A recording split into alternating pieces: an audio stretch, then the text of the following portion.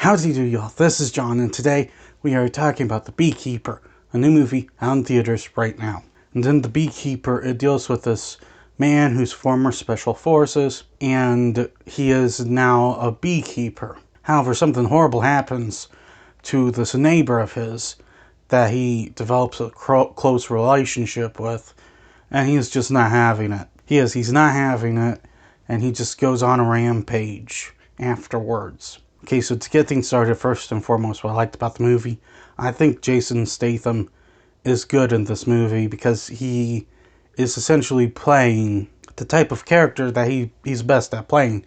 He's a tough guy, no nonsense, and can give someone a beat down if he has to. Not only that, but his character, Andy, the beekeeper, he's not a bad character. I wouldn't necessarily say he's up to the quality of someone like John Wick. John Wick's a great character and a great movie series. But Andy as a character is not bad. You know very little about him other than he is former special forces, and that the whole phrase beekeeper kind of ties into what he did a little bit. And even though he's a skilled assassin, he is very good at killing people.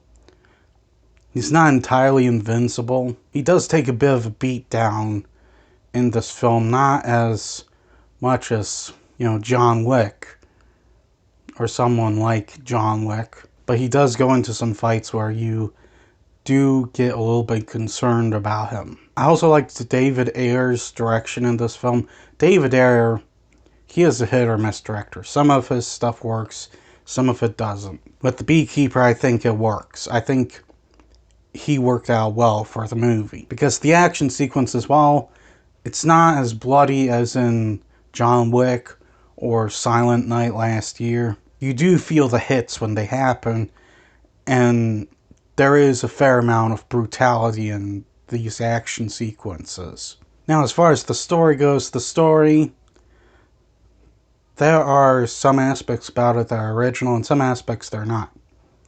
First and foremost, the main villains, they're con artists. They're not, hardened gangsters or anything like that. Their business is conning elderly people and stealing their money. And that is why the beekeeper, Andy, is going after these guys. That aspect I liked. However, there are some elements that did feel a little bit cliched for an action movie. Speaking of the villains, the main villain in this film, I forget his name, but he's played by Josh Hutcherson, who is a good actor, by the way.